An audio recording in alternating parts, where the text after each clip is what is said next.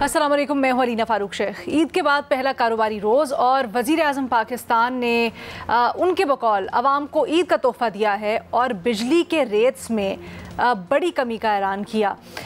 On average मुख्तलिफ अगर slabs या मुख्तलिफ जो सारिफीन के लिए कमी की गई है उसको देखें तो 7-7.25 रुपये बनते हैं ऑन एवरेज जो कमी की गई है बिजली के निर्खों में। इसका फ़ायदा ना सिर्फ जो घरेलू सारिफीन हैं उनको होगा बल्कि कारोबारी हजरात, सनतों के लिए भी इस रिलीफ को बड़ा रिलीफ समझा जा रहा है।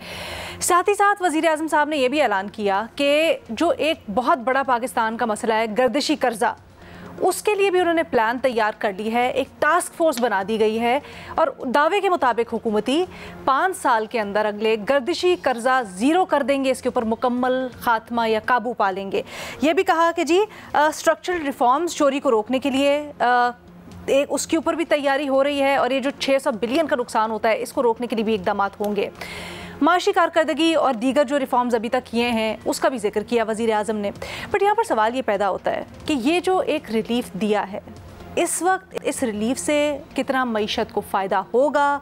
क्या इस वक्त हम इस तरह का जो माशी रिलीफ पैकेज है वो कर सकते थे देना अफोर्ड? क्योंकि आपको याद होगा पिछले हफ्ते जब IMF के साथ एक मुआहिदा हमने सिक्योर किया तो उस दौरान ये खबरें भी आ रही थी कि शायद बड़े रिलीफ में IMF कुछ रुकावट है। ये ज़रा सारे सवाल अपने तज्जियाकारों से जानने की कोशिश करते हैं और इसके लिए स्टार्ट यही से करते हैं कि क्या ये जो कदम लिया गया है बड़े रिलीफ का, हुकूमती वज़रा तो बड़े बड़े दावे कर रहे हैं, सोशल मीडिया की वेबसाइट पर इसको मईशत की तरफ दुरुस्त कदम भी करार दिया जा रहा है, तो क्या वाकई में तरक्की की राह हमवार हो सकेगी इससे? हमें ज्वाइन करें इस डिस्कशन के लिए मज़हर अब्बास साहब, शहजाद इकबाल साहब, महमूद सरफराज साहिबा और इरशाद भट्टी साहब भी हमारे साथ मौजूद हैं। शहजाद, आप ज़रा हमें पहले समझाइएगा, दावे तो इसके ऊपर बड़े बड़े हो रहे हैं लेकिन हमने पिछले हफ्ते सुना था कि कोई तैयारी थी इसी तरह का रिलीफ पैकेज देने की बट IMF उसमें रुकावट बन गया था। तो आज जब इतने बड़े रिलीफ पैकेज का ऐलान हुआ है क्या हम ये अफोर्ड कर सकते हैं? क्या वाकई में जैसे कहा जा रहा है कि इससे बेहतरी होगी, तरक्की होगी, ऐसा ही होगा? बहुत शुक्रिया अलीना। एक तो ईद की छुट्टियों के बाद पहला शो है इसलिए आपको और तमाम पैनलिस्ट को बहुत बहुत ईद मुबारक, देखने वालों को भी ईद मुबारक। मेरे ख्याल से एक अच्छा रिलीफ है, एक अच्छा इकदाम है हुकूमत की जानिब से, क्योंकि कुछ अरसे से ये डिस्कशन हो रही थी कि मुख्तलिफ जो इकदाम लिए हैं उसका बिजली की कीमतों पे कब फर्क पड़ेगा। तो वो आज हमने देखा, चाहे वो इंडस्ट्री के कंज्यूमर्स हों या घरेलू सार्फिन, उनके लिए एक बड़ा पैकेज का ऐलान किया गया। 7.5 रुपये कीमत अगर देखें जो 40-45 रुपीज़ थी उसमें एक बड़ा इम्पैक्ट तो है। तो मेरे ख्याल से ये खुशाइन है और इसके असरात भी आएंगे, जाहिर सी बात है। और क्योंकि बड़े मुश्किल वक्त से हमारी आवाम गुजरी है, IMF का 2022 वाला एरा हो या इसके बाद हुकूमत बनते साथ जो नया IMF प्रोग्राम में हम गए उसके बाद कीमतें तेजी से बढ़ रही थी। घरेलू सार्फिन के हवाले से आज वजीर आजम ने भी बताया कि अगर कोई घर का किराया देता था तो उसके पास बिजली के पैसे देने होते थे देने के लिए, अगर बिजली के वो पैसे अदा करता था बिल के तो घर का किराया देने के पैसे नहीं होते थे। तो आम आदमी एक बहुत मुश्किल वक्त से गुजरा है। शायद जो इसमें प्रोटेक्टेड कंज्यूमर्स थे या लाइफ लाइन कंज्यूमर्स थे उनका फायदा हुआ है, इसके अलावा middle class, lower middle class, उनके लिए बहुत मुश्किल वक्त गुजरा है। इसी तरह हमारी जो इंडस्ट्री है वो कंपेटिटिव नहीं रही थी क्योंकि रीजन में क्या इस पूरी दुनिया में हमारा रेट जो है वन ऑफ द हाईएस्ट था। जो आपकी कारोबारी तबका था जो कमर्शियल रेट्स पे काम करता था उनका कारोबारी करना मुश्किल हो गया था क्योंकि कॉस्ट इतनी ज्यादा बढ़ गई थी। तो ये वक्त की जरूरत थी और इकदाम लिया गया है। इस पर मेरे ख्याल से बहस हो सकती है कि ज्यादा होना चाहिए था, कम होना चाहिए था, क्योंकि पाकिस्तान बिजनेस फोरम ने कहा we were expecting 12 rupees relief, लेकिन बहरहाल जो रिलीफ हुआ है उससे इकोनॉमिक एक्टिविटी में फायदा होगा। आपने कहा किस हद तक होगा, मेरे ख्याल से ये एक पहला स्टेप है क्योंकि अभी भी बहुत कुछ करना बाकी है, लेकिन ये एक स्टार्टिंग पॉइंट था जिसमें हम कह सकते हैं कि इंडस्ट्री जो कि कंपेटिटिव रही नहीं थी, कमर्शियल बिजनेस कंपेटिटिव नहीं हो रहे थे, तो उनके लिए एक इंपॉर्टेंट मेजर है। खासतौर पे इस वक्त, उस वक्त जब हम देख रहे हैं कि दुनिया में और खासतौर पे अमेरिका की जानिब से एक टैरिफ वॉर शुरू हो गई है। पाकिस्तान पे उन्होंने 29% टैरिफ आयद कर दिया है, दूसरे ममालिक पर भी किया है। तो अब हर मुल्क जो है वो कोशिश करेगा कि अपने जो मकामी लेवल पर वो कॉस्ट को किस तरीके से कम कर सकते हैं। तो मेरे ख्याल से इसकी टाइमिंग एक तो बड़ी इंपॉर्टेंट है क्योंकि कल ये टैरिफ का फैसला हुआ है और आज हमने इसमें बिजली की कीमतें कम कर दी हैं। मैं थोड़ा जो इस शोबे को ज्यादा समझते हैं टेक्निकल पॉइंट ऑफ व्यू से भी बता दूं कि ये हुआ क्या एग्जैक्टली। मेरी 2-3 जो एनालिस्ट से बात हुई है जो देखते हैं पावर सेक्टर को, इसमें एक तो रुपए का फर्क आया है। जो कैप्टिव पावर प्लांट पर से हमने लेवी लगाई थी उसका इम्पैक्ट जो है इस 7 रुपए 41 पैसे पे 1 रुपए का है। इसी तरीके से जो आईपीपी से रीनेगोशिएट किया या जो पावर प्लांट्स बंद किए गए उससे तकरीबन ₹2.25 का इम्पैक्ट आया है। जो फ्यूल अभी आपने देखा था कि कीमतें कम होनी थी लेकिन लेवी लगा दी गई, उस पर तकरीबन 58 बिलियन रुपीस का इम्पैक्ट है। फिर इसी तरह जो आपके फ्यूल प्राइसिंग होती है उसमें फर्क आया है। क्वार्टरली एडजस्टमेंट जब इंटरेस्ट रेट या बेनिफिट आपको फॉरेन एक्सचेंज का मिलता है उसका आया जो इम्पैक्ट, उससे टोटल ये बना है ₹7.41 का इम्पैक्ट। अच्छा, इसमें हमें उम्मीद ये करनी चाहिए ये सस्टेनेबल हो, क्योंकि क्वार्टरली टैरिफ जो है या फ्यूल प्राइस एडजस्टमेंट वो फ्लक्चुएट कर सकती है। हो सकता है कि अगले क्वार्टर में ये बढ़ जाए, हो सकता है मजीद कम हो जाए। तो जो बेस टैरिफ का इम्पैक्ट है वो एनालिस्ट कह रहे हैं कि 3 से ₹3.5 का है, जो कि मुस्तकिल होगा। बाकी जो है it can change according to the situation. कल आपकी करेंसी डेप्रिशिएट कर गई तो क्वार्टरली टैरिफ एडजस्टमेंट बहुत ज्यादा बढ़ जाएगी। इसी तरीके से अगर इंटरेस्ट रेट बढ़ गए तो उसका नेगेटिव इम्पैक्ट आएगा। तो हुकूमत ने इसका ब्रेकअप नहीं बताया, लेकिन एनालिस्ट कह रहे हैं कि 3 से ₹3.5 इम्पैक्ट बेस टैरिफ का है, बाकी क्वार्टरली एडजस्टमेंट और फ्यूल प्राइस का है। अब देखिए जरूरत क्यों थी इसकी हमें, एक मैं इंपॉर्टेंट नंबर बताऊं कि अभी रिसेंटली हमारी मईशत के ग्रोथ के नंबर आए। हम ये बात करते हैं ना, जैसे आज वजीर आजम ने अपनी तकरीर में एक हिस्सा बताया कि हमने स्टेबलाइज किया है, बिल्कुल किया है, हम डिफॉल्ट से बच गए हैं, लेकिन ग्रोथ जो है वो बहुत ही डिसमल परफॉर्मेंस है। 1.5% की ग्रोथ हुई है पहले हाफ में इस साल के, जो कि पिछले एक डेकेड में पहले हाफ की ग्रोथ का अगर हम मुआवजा करें तो उसमें बदतरीन रहा है। और अगला जो एक हाफ है उसमें भी कोई बहुत ज्यादा रिमार्केबल परफॉर्मेंस नहीं हो सकती।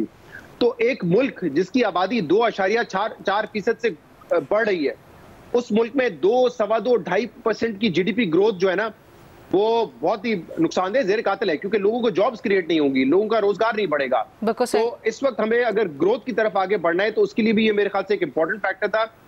लेकिन जैसे वजीर आजम ने खुद कहा, अभी आपने 600 अरब रुपए की चोरी का मसला है, आपने डिस्कोस की प्राइवेटाइजेशन करनी है, आप 2400 अरब रुपए का जब पे ऑफ करेंगे सर्कुलर डेट, ये वापस ना क्रिएट हो जाए, उसके लिए आपने इकदाम लेने। तो मेरे ख्याल से ये फर्स्ट स्टेप है इन द राइट डायरेक्शन।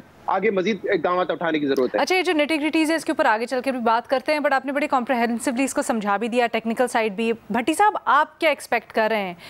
ये जो इकदाम लिए गए हैं, पॉलिटिकल एस्पेक्ट भी अगर इसका देखें, क्या आपको लगता है कि कुछ ज़रा बेहतरी होगी और फिर पॉलिटिकली भी एतमाद बहाल होगा इस हुकूमत के ऊपर अवाम का? पहली बात तो मैडम शेख कि अल्लाह करे कि मईशत बेहतर हो, अल्लाह करे इस मुल्क से दहशतगर्दी ख़त्म हो, अल्लाह करे कि मुआशी इस्तेकाम आए, अल्लाह करे कि आवाम की हालात बेहतर हों। दूसरी बात मैडम शेख, अभी शहबाज शरीफ साहब फरमा रहे थे कि उन्होंने IPP से मुज़ाकरात के बाद 3,696 अरब बचा लिए हैं, 2,393 अरब के गर्दिशी कर्जे का पक्का बंदोबस्त कर लिया है। मैडम शेख, अब ये भी खुशखबरियाँ हैं कि मुबारक मेरे पाकिस्तानियों, IMF से हमें अल्लाह ने कर्ज़ा अता फरमा दिया है। मुबारक मेरे पाकिस्तानियों कि ये गर्दिशी कर्जा जो है इसका हमने पक्का बंदोबस्त कर लिया है और हमने मुज़ाकरात कर लिए IPP से और हमने इतने अरब बचा लिए हैं। IPPs और IPPs के मुआहदों का नासूर ये कहाँ से आया था? ये जो इतने हम लुट चुके हैं, ये जो इतना बर्बाद हो चुके हैं अवाम और इतना सरमाया जा चुका है, ये बानी है पीपल्स पार्टी वाले और मुस्लिम लीग नून वाले। पहले एक बंदे को बीमार किया, उसको चौथी स्टेज का कैंसर पर तक पहुंचा दिया और फिर अब बाहर आके कहा कि अल्हम्दुलिल्लाह आज रात बड़ी अच्छी गुजरी है, हल्की हल्की उसको दर्द जो थी वो हम कम कर ली है और अल्हम्दुलिल्लाह आज वेंटिलेटर का पे 1 घंटा हमने कम कर दिया है उसका। कितना लुट चुके हैं मैडम शेख हम। यानी ये दुनिया में कभी कहीं हुआ है कि निजी बिजली घर बिजली पैदा ना करें, पैसे पूरे, हम बिजली पूरी खरीदें ना, पैसे पूरे, निजी बिजली घर बंद रहें, यानी IPPs की बात कर रहा हूँ, पैसे पूरे, ईंधन में घपले, मुनाफे में घपले, लागत में घपले। और फिर दूसरी बात मैडम शेख के ऊपर से ये जो मिसमैनेजमेंट, ऊपर से करप्शन, ऊपर से लुटमार। और ये निजी बिजली घर हैं किन किन के, शुगर मिलें हैं किन किन की, और कारोबार हैं किन किन के, कॉन्फ्लिक्ट ऑफ इंटरेस्ट है किस किस का। ये इस मुल्क में ये जो हो रहा है ये कहाँ का है? अब कितने, ये ₹7.41 घरेलू सार्फिन को और ₹7.49 सनतों को, वैसे 7 रुपये 50%, 7 रुपये 50% कर देते तो मेरे लिए आसानी हो जाती। अब इसमें कितना रिलीफ नीचे तक आता है जी। कितना रिलीफ मिलना था, कितना रिलीफ मिला है, ये अब अल्हम्दुलिल्लाह तब पता चलेगा जब बिल आएंगे। लेकिन बात ये है मैडम शेख कि हमारे मुल्क में ये सारे दिखावे हैं, ये सारे बहलावे हैं। असल में बात यह है कि आपने आबादी बम पर कुछ कंट्रोल किया। असल में बात यह है कि आपने मुआशी इस्लाहत की। असल में बात यह है मैडम शेख कि 200 खसारा ज़्यादा सरकारी इदारों से जान छुड़ाई। असल में बात यह है कि आपने जो खर्चे बढ़ा चुके थे, 55 वजीर मशीन, ये खर्चे कम करने थे। और असल में बात यह है मैडम शेख कि रियल स्टेट आपकी ज़मीन पर पड़ी है, इंडस्ट्री आपकी ज़मीन पे पड़ी है, ज़राअत आप कोशिश कर रहे हैं लेकिन ज़मीन पे पड़ी है, सरकारी और मिसमैनेजमेंट भी है, करप्शन भी है। अब आखिरी बात मैडम शेख, प्लीज, हालात ये है मैडम शेख कि आपने अपनी सारी तनख्वाहें बढ़ा ली, अपने सारे खर्चे बढ़ा लिए।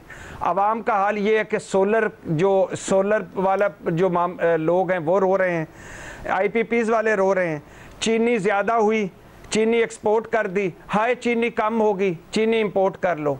गंदम ज़्यादा हुई, किसान रुल गया, आटा महंगा है। ठीक है, तो मैडम शेख ये सारी की सारी यकीन करें, मुझे तरस आता है अपने पे भी कि जिनके ये नाखुदा हैं, और खुशी होती है अल्हम्दुलिल्लाह। भट्टी साहब आपने एक दिलचस्प पिक्चर खींची है, इसको जरा आगे मजीद डिस्कस करते हैं टेक्निकल साइड से भी। और महमल, आप क्या इसको इसी एंगल से देखती है जैसे भट्टी साहब कह रहे हैं कि ये सिर्फ दिखावा है, काम खराब भी इनका किया हुआ था, अब हल्का फुल्का रिलीफ दे भी रहे हैं, लेकिन जो करने वाली बात है वो कर नहीं रहे हैं? देखिए ना, पहली चीज़ तो ये है कि ये एक बहुत ही अच्छा इक़दाम है, क्योंकि आपको मालूम है कि हमारे जो इकोनॉमिक इंडिकेटर्स जब बेहतर भी हुए IMF के कर्जे के बाद, तो स्टेबिलिटी की तरफ तो हम बढ़ रहे थे, लेकिन तब भी हम यही बात करते थे कि बिजली के नरखों की वजह से लोगों की, क्योंकि इनकम्स तो बढ़ी नहीं है, तो उनके ऊपर इतना बोझ है कि जिसकी वजह से ख़ासतौर पर जो लोअर इनकम ग्रुप्स थे वो तो बहुत ज़्यादा इसके ऊपर जो थे वो दुख रहे थे, क्योंकि इतना ज़्यादा बिल आता था बिजली का। तो मेरे ख्याल में ये एक बहुत ही एक अच्छा इकदाम है, क्योंकि आप अगर देखें, मैंने बिलाल कियानी साहब से वैसे पूछा कि जो प्रोटेक्टेड कैटेगरी है, तो उन्होंने बताया कि जो 0 से 200 यूनिट्स की भी प्रोटेक्टेड कैटेगरी है, उनको भी 6 रुपये 14 पैसे का रिलीफ मिलेगा। और बाकी जो है उनको तो जिस तरह आपने बताया ही है कि कितना रिलीफ मिल रहा है, तो आप ये देखें कि अगर जो 300 यूनिट वाले हैं तो एवरेज भी अगर उनकी लगाते हैं 100 यूनिट पे उनको अगर 700 समथिंग का रिलीफ मिलता है, तो 2100 का उनकी बचत हो जाती है। और अलीना, ये मैं इस मुल्क के बारे में कह रही हूँ जहां आपको मालूम है कि यहाँ पर मोस्टली ये जो लोग हैं जो लोअर इनकम ग्रुप है, इनको मिनिमम वेज भी नहीं मिलती। ये आप पूरे पाकिस्तान के अंदर भी अगर चेक कर लें तो मोस्टली इन लोगों को मिनिमम वेज भी नहीं मिलती। इनके लिए 2000-2500 का जो रिलीफ है वो बहुत बड़ा रिलीफ होता है, क्योंकि इनकी इनकम ही बहुत ज़्यादा कम होती है। तो एक तो ये है, दूसरा बिल्कुल ये इन्फ्लेशन के ऊपर भी इसका एक डायरेक्ट इम्पैक्ट आएगा। और हम जिस तरह मैंने पहले कहा कि स्टेबिलिटी की हम बात करते हैं लेकिन ग्रोथ नहीं आ रही, तो और हमने देखा है कि हमारी इकोनॉमी के अंदर भी प्रॉपर्टी से पैसा आ रहा है, प्रोडक्टिव ग्रोथ नहीं है। प्रोडक्टिव ग्रोथ वो होती है कि यानी कि जब आपकी मैस जॉब क्रिएशन हो, तो जब आपकी इंडस्ट्री जिस तरह अभी शहजाद ने भी एक्सप्लेन किया कि वो नॉन कम्पिटिटिव होगी इलेक्ट्रिसिटी प्राइसेस की वजह से, इन सब की वजह से, तो ये आहिस्ता आहिस्ता ये जो पहला स्टेप है, this will make a difference in the long run. एक चीज जो मेरे ख्याल में हमारे तमाम लीडर्स के लिए एक शायद लेसन, एक सबक जो उन्होंने सीखा हो, आई होप, और वो इसके साथ स्टिक भी करें, वो ये है कि जब अलीना हमें दोस्त ममालिक ने पैसे नहीं दिए, जब हमें IMF से भी उस वक्त कर्जा नहीं मिल रहा था, तो we were pushed into taking tough economic decisions. वो PDM-1 के अंदर हमने देखा कि शहबाज शरीफ साहब ने वो टफ इकोनॉमिक डिसीजन ली, हालांकि मियां नवाज शरीफ साहब भी उसके खिलाफ थे और इसहाक डार साहब भी उसके खिलाफ थे, लेकिन शहबाज शरीफ साहब ने वो डिसीजन भी लिए, फिर हमें एक IMF का प्रोग्राम भी उस वक्त मिला।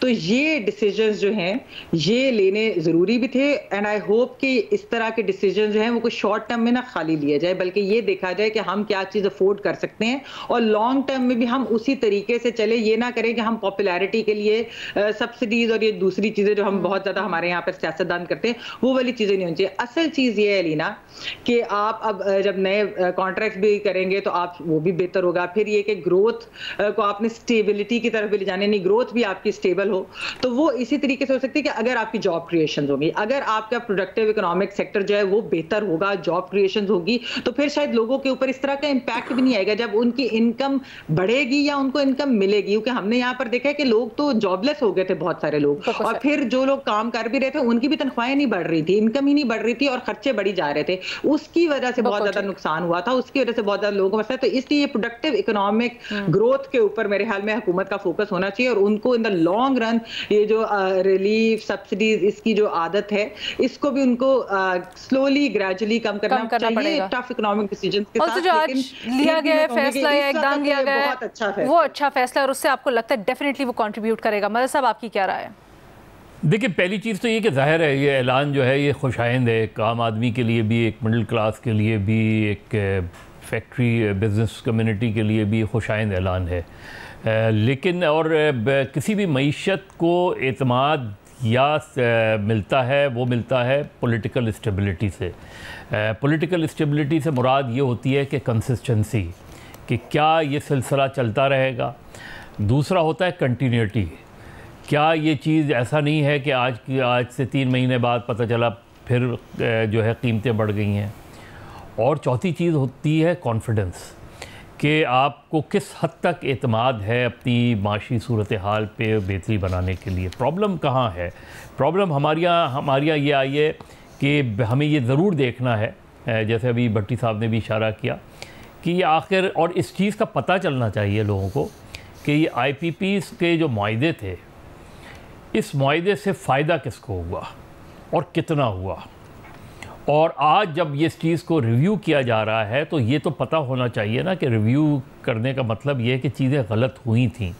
अगर गलत हुई थी तो उनका भी मालूम होना चाहिए, और ये कितना सस्टेनेबल होगा ये सारी चीज़ें। पहली चीज़ मैंने जिस तरह कहा कि अगर पॉलिटिकल स्टेबिलिटी नहीं होती तो चीज़ें बैक टू स्क्वायर वन पे आ जाएंगी और इकोनॉमिक स्टेबिलिटी भी शेकी हो जाएगी। तो वो जो कॉन्फिडेंस है, पहली चीज़ ये कि आप मईशत खड़ी ही कॉन्फिडेंस के ऊपर होती है कि आपको ये इत्मीनान है कि ये सिस्टम चलता रहेगा, ये सिस्टम डीरेल नहीं होगा।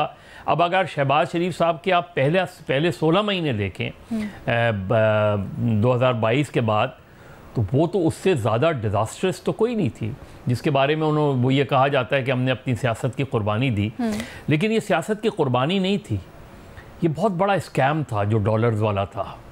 इसका आज तक किसी को नहीं पता चला कि ये डॉलर जो है वो तकरीबन 300 तक पहुंच गया था, ये था क्या, ये ऐसे ही हो गया था, या इसके पीछे एक बड़ा बैंकिंग रैकेट भी था जिसके बारे में आज तक नहीं बताया जाता कि वो क्या था।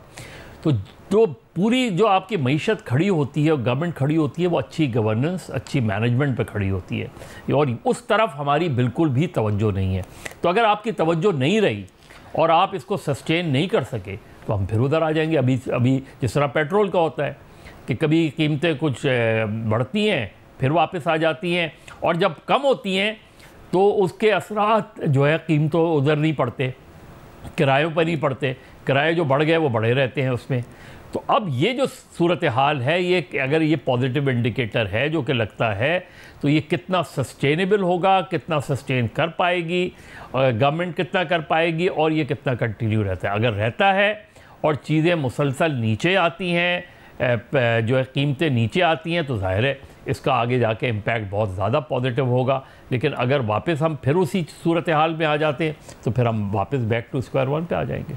अच्छा शहजाद, एक दो चीज़ें हैं जो आपसे पॉइंट वाइज क्लियर कर लेते हैं। एक तो पहले भट्टी साहब ने जो बात की उसका अगर आप जवाब देना चाहें, वो कह रहे हैं सिर्फ दिखावा है, जो करने वाले इकदाम हैं, कोर इशूज़ उनको सही नहीं किया गया, वज़ीरों की तनख्वाहों का उन्होंने हवाला दिया। क्या आप समझते हैं इनका कोई कनेक्शन है आपस में? और ठीक कह रहे हैं भट्टी साहब? देखिए, अभी सवाल यहाँ पे बिजली की कीमतें कम करने का हो रहा है और वो कम हुई हैं। वो दिखावा नहीं है, दिखावा होगा बिजली के बिल में पता चल जाएगा आपको कि क्या हुआ है। जैसे इजाफा होता है वैसे कमी भी होती है, तो वो इम्पैक्ट आ जाएगा। हाँ, अगर इसको आप लार्जर स्कीम ऑफ थिंग्स में देखें, दूसरी चीजों से कंपेयर करें, तो स्काई इज द लिमिट। मिसाल के तौर पे ये बात भट्टी साहब की गलत नहीं है कि आज हम किन चीज़ों को सेलिब्रेट कर रहे होते हैं कि IMF से कर्जा मिल गया, वर्ल्ड बैंक अगर हमें कर्जा दे रहा होता है तो हम उसको इन्वेस्टमेंट के तौर पे दिखाते हैं। पाकिस्तानी जो बाहर जाते हैं मजदूरी करने के लिए और पैसे भेजते हैं अपनी फैमिलीज को, उसको हम सेलिब्रेट कर रहे होते हैं कि जैसे बहुत बड़ी इन्वेस्टमेंट आ रही है पाकिस्तान में। तो हमारा बदकिस्मती से जो इस वक्त लेवल आ गया है उसमें हमें यही चीजें सेलिब्रेट करनी पड़ी, क्योंकि अब तो IMF भी या वर्ल्ड बैंक भी पाकिस्तान को आसानी से कर्जा नहीं देता। तो जब मिल जाता है हम सेलिब्रेट करते हैं, उसको अपनी अचीवमेंट के तौर पर बताते हैं। तो ये जब आप इतने नीचे चले जाते हैं तो मेरे ख्याल से यही खुशियां रह जाती हैं। हकीकतन तो सेलिब्रेट होना चाहिए था जब पाकिस्तान में इन्वेस्टमेंट आ रही हो, पाकिस्तान के एक्सपोर्ट्स में इजाफा हो रहा हो, तो फिर आप कह सकते हैं कि वाकई मुल्क जो है वो तरक्की कर रहा है। अभी तो हम बिल्कुल जो है, लेकिन वो बेंचमार्क उन्होंने ये बना लिया ना कि हम दिवालिया होने के दर पे खड़े हुए थे, वहां से हम लोगों ने उठाया। अच्छा ये बताएं, आप डिपेंड करता है ना कि अगर आपने कंपेयर किससे करना है, आपने अपने आपको बांग्लादेश इंडिया से कंपेयर करना है तो हम बहुत पीछे हैं। अपने ही हालात से कंपेयर करना है तो 2 साल पहले जो हमारे हालात थे उससे आज हम बेहतर हैं। ठीक है। अच्छा ये बताएं, ये जो दावा हुआ है आज के 5 साल के अंदर गर्दिशी कर्जे को सिफर कर देंगे या खत्म कर देंगे, ये कितना हकीकत पसंद आना है?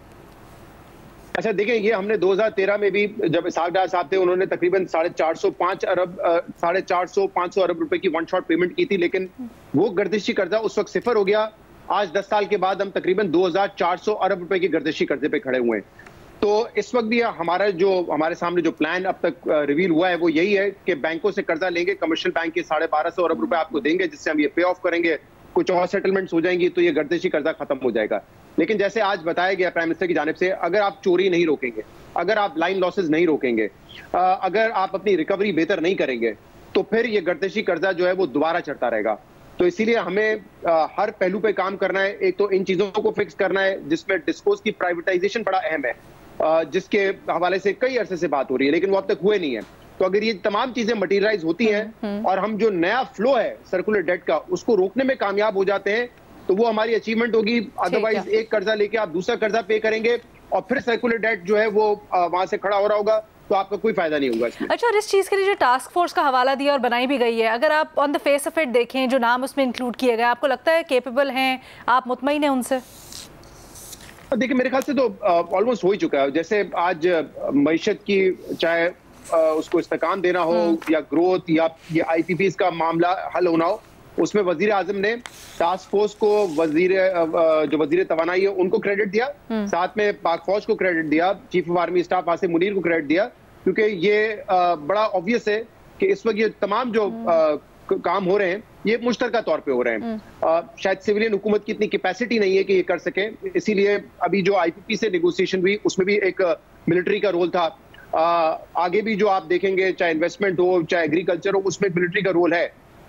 तो कैपेसिटी शायद सिविलियन हुकूमत की इतनी ज्यादा नहीं है, मिल मिला के ही काम हो रहा है। और ऑब्वियसली जब मिलिट्री इन्वॉल्वमेंट इसमें है तो मेरे ख्याल से वजीर आजम को भी एक कंफर्ट होता है कि चीजें शायद आसानी से हो जाएंगी और नेगोशिएशंस में भी हमें मदद हासिल होगी। अच्छा, ये मसला कैपेसिटी का है या ये कॉन्फिडेंस है जो हमेशा से नहीं रहा, जिसकी तरफ मज़ साहब ने भी इशारा किया कि जो हुकूमत है वो स्टेबल है, अभी हुकूमत 1 पेज पे है, उसको कोई खतरा नहीं है? आई थिंक देखिए एक पॉइंट ऑफ व्यू ये है कि सिविलियन हुकूमतें जो है वो अपने तौर पे ये काम नहीं कर पा रही हैं और इसीलिए इन्वॉल्व होने की जरूरत है और मुश्तरका इस मामले को हल करने की जरूरत है। तो मेरे ख्याल से lack of confidence in capacity आप कह सकते हैं, उस वजह से ही है। अदरवाइज तो अगर फुल आपको ट्रस्ट होता कि सिविलियन जो है हुकूमत ये अपने तौर पे ये कुछ कर सकती है तो आपको जरूरत नहीं होता कि टास्क फोर्स में आप मिलिट्री या फॉर्मर मिलिट्री के लोगों को शामिल करते ना।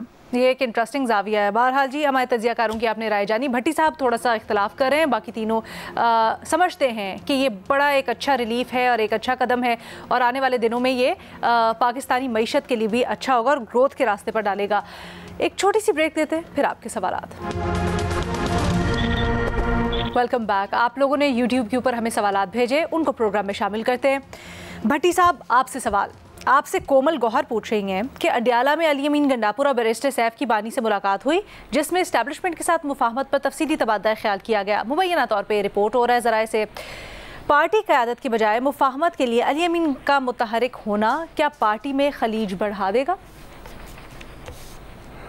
नहीं मैडम शेख, खलीज नहीं बढ़ाएगा। उसकी वजह यह है कि शुरू से ही अली अमीन गंडापुर साहब ये काम कर रहे हैं। अच्छा। और हर उस कमेटी में यानी ऊपर से लोग बदलते रहे, बैरिस्टर गौर कभी आए, कभी शिबली फराज आए, कभी एक वक्त में उमर अयूब साहब का नाम सुना, कंफर्म नहीं हुआ लेकिन नाम सुना उनका, और अली ज़फ़र साहब इसमें शामिल हुए, बुशरा बीबी किसी दौर में इसमें शामिल थी, लेकिन अली अमीन गंडापुर हमेशा रहे क्योंकि वो चीफ़ एग्ज़ेक्टिव हैं, खैबर पख्तूनख्वा के वज़ीर आला हैं, ऑफिशियली भी वो मिलते हैं, उनके लिए ज़्यादा आसान है, तो वो हमेशा से इस मामले में रहे। लेकिन सर ये जो मुलाकात हुई है इसके ऊपर ना सिर्फ मिलने के ऊपर, जहां बाकी पार्टी रहनुमाओं को मिलने नहीं दिया गया ईद के दिनों में, इस मुलाकात को बड़ा मायूब कहा जा रहा है। अलीमा खान साहिबा तक जो बहन है वो भी एतराज़ कर रही हैं, इसको ज़रा एक्सप्लेन कीजिएगा। जी बिल्कुल एतराज़ हो रहा है, और ये भी बताता चलूँ कि 10 दिन से तकरीबन आलमोस्ट 8-10 दिन अली अमीन गंडापुर साहब इस्लामाबाद में उनका क़याम था, उनकी मुलाकात भी बड़ी मुश्किल से हुई है और मेरे ख्याल से 1.5-2 महीने के बाद हुई है। और बाकी ये जो अलीमा खान साहिबा और बुशरा बीबी साहिबा के एतराज़ात हैं ये चलते रहेंगे और पार्टी में इस तरह की बातें आती जाती रहेंगी, लेकिन बहरहाल अली अमीन गंडापुर साहब का एक बड़ा कहना ये है, उनका तो कहना है कि first half of the year, मतलब मैं तो first half of the year अगर मेरी अंग्रेज़ी बेहतर हो तो मैं तो यही समझाऊँ कि जून से पहले पहले इमरान खान साहब बाहर होंगे। अच्छा। और वो बड़े होपफुल हैं इन हालात में भी, जबकि दूसरी तरफ ज़ीरो टॉलरेंस नज़र आ रही है, कोई सिग्नल नज़र नहीं आ रहे, लेकिन वो बड़े होपफुल हैं। वो कहते हैं बहुत सारी चीज़ें रुक गई थी एक जगह पे, उनको हम दोबारा बेहतर करने की कोशिश कर रहे हैं। तो ये बड़ी दिलचस्प मुलाकात है, बड़ी अहम मुलाकात है, और इसका इम्पैक्ट पड़ेगा पार्टी पर भी और अली अमीन गंडापुर साहब की वज़ारत आला पर भी, और आगे के क्या होता है, मुज़ाकरात होते हैं नहीं होते, उस पर भी पड़ेगा। अच्छा सर, मज़ीद कुछ बताए ना, ऐसा क्या हुआ इस मुलाकात के अंदर, क्योंकि हमें तो ऐसा ही है कि मुफाहमत करो, कहीं से आ रहा है कि नहीं जी ऐसा ना करो, असल खबर क्या है? मैडम शेख, असल खबर यही है कि अली अमीन गंडापुर साहब का ख्याल है कि मफाहमत की तरफ जाना चाहिए। अच्छा। हमें अपने सोशल मीडिया जो हार्ड लाइनर है उनसे जान छुड़ानी चाहिए, ये अली अमीन गंडापुर साहब का ख्याल है। खान साहब ने ओके कर दिया। खान साहब को एक क्लियर मैसेज देना चाहिए, और उनका ख्याल है कि उनकी मुलाकात जब हो जाएगी तो उसके बाद मैसेज कन्वे हो जाएगा। अब देखते हैं होता है कि नहीं होता। और दूसरी तरफ से क्या ख्याल है भट्टी साहब? दूसरी तरफ किस तरफ?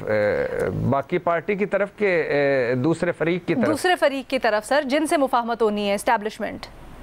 जी मैंने आपको बताया है कि ज़ीरो टॉलरेंस है, अभी कोई सिग्नल नज़र नहीं आ रहे, कोई आसार नज़र नहीं आ रहे, लेकिन अली अमीन गंडापुर होपफुल हैं। चलें ठीक है, देखते हैं अब क्या होता है। जैसे आप बता रहे थे काफ़ी महीनों से वो कोशिश कर रहे हैं, बट ये कोशिश भी उनकी रंग लाई है और बिलाखिर मुलाकात हो गई है। इसको कैसे रीड किया जाए, दैट्स इंटरेस्टिंग। मज़हर अब्बास साहब से सवाल हमने करना है। मज़हर साहब, आपसे हुनैन ज़हीर पूछ रहे हैं कि क्या पीपल्स पार्टी नहर के मामले पर दिफाई पोजीशन में है? मुश्किल में, और अच्छी खासी मुश्किल में है। देखिए, पीपल्स पार्टी एक तो इस चीज़ को पूरी तरीके से अब तक कन्विंस नहीं कर पा रही लोगों को कि वो नहर के ख़िलाफ़ हैं, और उनकी ये बात गलत है कि सदर ने अप्रूव किया है उस सारी चीज़ों को। मिनट्स, वो कह रहे हैं कि मिनट्स, जो चीज़ डाउट कर रही है वो ये कि मिनट्स जो उस इजलास के थे, मिनट्स गलत रिकॉर्ड हुए। अब अगर गलत रिकॉर्ड हुए हैं तो फिर ये बड़ी सीरियस बात है, और लोगों को यही इसी पे डाउट है कि अगर गलत मिनट्स रिकॉर्ड हुए हैं तो फिर जिन लोगों ने गलत मिनट्स रिकॉर्ड किए उनके ख़िलाफ़ क्या कार्रवाई हुई। इसकी ऐवान सदर से, सदर साहब ने तो अपनी ज़ाहिर पार्लियामेंट के ख़िताब में ये बात की कि नहरों के मामले पर जो है सिंध के तहफ़्फ़ुज़ात दूर किए जाएँ, लेकिन जब एक तरफ पीपल्स पार्टी इन 6 कैनाल्स के ख़िलाफ़ बनने के ख़िलाफ़ जुलूस निकाल रही है, अब निकालने शुरू किए हैं मशल बरदार, तो दूसरी तरफ चेयरमैन सेनेट जो कि पीपल्स पार्टी के सीनियर लीडर हैं, यूसुफ रज़ा गिलानी, साबिक़ वज़ीर आज़म, उनका बयान आ जाता है कि हम उसूली तौर पे तो इसके ख़िलाफ़ नहीं हैं, तहफ़्फ़ुज़ात दूर किए जाएंगे। अब ये जो चीज़ें हैं इसने पीपल्स पार्टी को और ज़्यादा मुश्किल में डाल दिया, और सिंध में अनप्रेसिडेंटेड इस वक्त पानी बचाओ मूवमेंट है वो बिल्कुल एक गैर मामूली तहरीर मूवमेंट इख्तियार कर चुकी है, जो कि शायद MRD के ज़माने में भी ये चीज़ सूरत हाल नहीं थी इसमें। अच्छा। अब बहुत लोगों की जो है वो ये है कि देखें कल बिलावल भुट्टो 4 अप्रैल को जो जुल्फ़िकार अली भुट्टो की 40वीं बरसी है, उसमें गड़ी खुदाबख्श में के जलसे में क्या खिताब करते हैं। सर आपने पहले तज्जिया किया था ना कि शायद वो बड़ा ऐलान कर सकते हैं और हुकूमत को अल्टीमेटम दे सकते हैं। बिल्कुल अल्टीमेटम से ज़्यादा की बात की जा रही है। लेकिन मुझे ये नहीं लग रहा कि कल ही वो ऐलान कर देंगे कि हम निकल गए हैं, हम विड्रॉ कर लेंगे। लेकिन डेफिनेटली पीपल्स पार्टी बड़ी मुश्किल में है सूरत हाल में।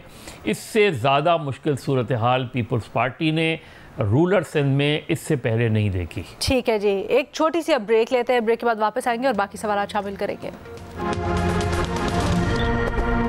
Welcome back. आप लोगों के YouTube पे भेजे गए सवालात को प्रोग्राम का हिस्सा बना रहे हैं। शहजाद साहब, आपसे हुज़ैफ़ा शरीफ पूछ रहे हैं कि ये जो अमरीकी टैरिफ की खबर आई है, इससे आलमी मईशत और ख़ासतौर पर पाकिस्तान पर क्या असरात होंगे? जी, एक तो देखें दुनिया में जो एक वर्ल्ड ऑर्डर था वो हमें तब्दील होता हुआ नजर आ रहा है। हमने देखा है कि ग्लोबलाइजेशन के इस एरा में ट्रेड और माइग्रेशन के जरिए एक इंटीग्रेशन और exchange of economy, culture, society अब उसको लीड कर रहा है, इस तब्दीली को लीड कर रहा है अमेरिका। पहले हमें लग रहा था कि यूरोपियन ममालिक हैं कुछ वो लीड करेंगे, लेकिन शायद ट्रंप साहब ने सबको पीछे छोड़ दिया है। और जो टैरिफ्स इम्पोज किए गए हैं तमाम उन ममालिक पे, और इसको कहा गया है कि जो हमसे ज्यादा टैक्स लेगा, ड्यूटी लगाएगा हमारे प्रोडक्ट्स पर, हम उनके ऊपर लगाएंगे, रेसिप्रोकल टैक्सेशन होगी या टैरिफ होगा, तो वो उन्होंने कल इम्पोज कर दिया है। और इसमें जो सबसे बड़ा मेरे ख्याल से जो एक की पॉइंट है, ये डिस्कस करने से पहले कि पाकिस्तान को कितना फायदा होगा, नुकसान कितना होगा, हमें ये तो एक श्योरिटी है कि अमेरिका में जो जो चीजें इंपोर्ट होती हैं उसकी कीमतें इस टैरिफ की वजह से बढ़ेंगी, और जब वो टैरिफ की वजह से बढ़ेंगी तो वहां पे उनकी कीमतें बढ़ेंगी और उसकी वजह से एक स्लो डाउन आएगा। तो उससे मुतासिर तो मेरे ख्याल से ओवरऑल इंडस्ट्री जो पूरी दुनिया की ग्लोबल एक्सपोर्ट है उससे मुतासिर होंगी, क्योंकि अमेरिका जो है वो एक बहुत बड़ा कंज्यूमर है इंपोर्टेड गुड्स का, तो वो हमें एक स्लो डाउन मैसिव नजर आएगा। अच्छा, पाकिस्तान के लिए ऑब्वियसली 29% जो टैरिफ इंपोज किया गया उससे नुकसान तो है, लेकिन हमारे लिए एक अपॉर्चुनिटी भी है, क्योंकि हमारा तकरीबन $6 बिलियन का एक्सपोर्ट होता है यूनाइटेड स्टेट्स में, और मेजॉरिटी 80% ऑलमोस्ट जो है वो टेक्सटाइल है। अब जो दूसरे हमारे कंपेटिटर्स हैं टेक्सटाइल में, जिसमें Vietnam, Bangladesh, China, Indonesia, Cambodia, वहां पे जो इस वक्त टैरिफ इंपोज किए यूएस की जानिब से वो उससे ज्यादा है जो पाकिस्तान पे किए गए, यानी कि मोर देन 29% है। तो पाकिस्तान को वहां पे एक कंपेटिटिव एज हासिल हो जाएगा। हाँ, इंडिया एक वो वाहिद मुल्क है जो हमसे compete करता है इन प्रोडक्ट्स में, लेकिन वहां पे जो एडवांटेज है वो इंडिया को है, क्योंकि इंडिया पे 26% टैरिफ इंपोज किया गया है। तो पाकिस्तान को एक ये एडवांटेज जरूर है कि हम ज्यादा कंपेटिटिव होंगे। जैसे अभी हमने बात की बिजली की कीमतें भी कम होती है, तो हमें इसका एडवांटेज जरूर लेना चाहिए। बट अब होगा क्या, हमारे लिए जो दूसरी बड़ी मार्केट है वो यूरोपियन मार्केट है। अब ये तमाम जो फार ईस्ट कंट्रीज हैं या जो एशियन कंट्रीज हैं, वो अब कोशिश करेंगी कि अपने आप को ज्यादा कंपेटिटिव बनाएं यूरोपियन मार्केट्स में। तो वहां पे जो पाकिस्तान की मार्केट है उसमें पाकिस्तान को ज्यादा शदीद कंपटीशन का सामना करना पड़ेगा, क्योंकि तमाम ममालिक अब कोशिश करेंगे कि अपने जो एक्सपोर्ट्स हैं वो यूरोपियन कंट्रीज में करें। तो मेरे ख्याल से एक चैलेंजिंग टास्क है। विद टाइम ये पता चलेगा कि चीजें कैसे अनफोल्ड होती हैं, ठीक है, कौन इसका ज्यादा एडवांटेज उठाता है। बट ओवरऑल मेरे ख्याल से अमेरिकन कंज्यूमर्स के लिए चीजें महंगी होंगी और वो कोशिश करेंगे अपने लोकल प्रोडक्ट्स पर रिलाई करें, तो जो दुनिया की एक्सपोर्ट है उसमें हमें एक स्लो डाउन नजर आएगा। ठीक है, बहुत शुक्रिया शहजाद इकबाल साहब। अगला सवाल महमल आपके लिए। महमल सरफराज साहब, आपसे जहांगीर खान जो कि एक मायूस क्रिकेट फ़ैन है वो पूछ रहे हैं कि पाकिस्तान क्रिकेट में मुसलसल शिकस्त का सामना देखना पड़ रहा है हमें। न्यूजीलैंड हमें हरा कर थक नहीं रहे और हम इनसे हार कर थक नहीं रहे, तो अब हम क्या करें? क्रिकेट देखना छोड़ दें? देखिए एलिना, कभी कभी मेरा भी एज अ क्रिकेट फैन दिल करता है कि क्रिकेट देखना छोड़ दें, लेकिन मेरे ख्याल में हमें दिल बर्दाश्ता नहीं होना चाहिए। बहुत सारी ऐसी क्रिकेटिंग नेशंस हैं कि जिन्होंने अच्छे बुरे जो है वो टाइम देखा है। आप अगर देखें इंग्लैंड एक ज़माने में उनको भी इसी तरीके से वो नहीं जीत पा रहे थे, लेकिन फिर उन्होंने जो ओल्ड ब्रांड ऑफ क्रिकेट है उसको उन्होंने छोड़ा और वो उन्होंने ओवरहॉल की अपनी क्रिकेट टीम को रीवैम्प किया, उन्होंने सारी चीज़ों में बहुत ज़्यादा इन्वेस्ट भी किया और उसके बाद देखें वो किस तरीके से जीतते बहुत आईसीसी के टूर्नामेंट की। अच्छा, अब मसला हमारा क्या है लीना, हम एज क्रिकेट फैंस दिल बर्दाश्त नहीं होना चाहिए, लेकिन हमें डिमांड जरूर करनी चाहिए अपनी क्रिकेट टीम से, अपने क्रिकेट बोर्ड से, कि क्रिकेट के ऊपर इन्वेस्ट करें, इंफ्रास्ट्रक्चर के ऊपर इन्वेस्ट करें, डोमेस्टिक क्रिकेट के ऊपर इन्वेस्ट करें, उसके अलावा प्लेयर्स अपने ऊपर इन्वेस्ट करें, अपनी डाइट और फिटनेस के ऊपर इन्वेस्ट करें। और एक चीज बहुत अहम है, अब देखिए 2000s की क्रिकेट भी पुरानी हो चुकी है ब्रांड, हम तो 90s की क्रिकेट से अभी तक बाहर नहीं आए। हमारे जो ओवरऑल आप अगर क्रिकेटिंग आइडियोलॉजी देखे तो वो हम अभी तक 90 की दिहाई में फंसे हुए। तो हमें अपने आप को, जो हम 10, 15, 20, 25 साल पीछे हैं, हमें उस चीज को तय करके सफर और आज की क्रिकेट के ऊपर इन्वेस्ट करना चाहिए और अपनी मेंटालिटी भी बदलने की जरूरत है। बिल्कुल ठीक, बहुत शुक्रिया महमल। आप लोग इसी तरह से हमें सवालात भेजते रहें। यूट्यूब पर हमारी एपिसोड अपलोड होती है, उसके नीचे जाना है, अपना सवाल लिखकर हमें भेजना है, प्रोग्राम का हिस्सा बनाएंगे। अल्लाह हाफिज।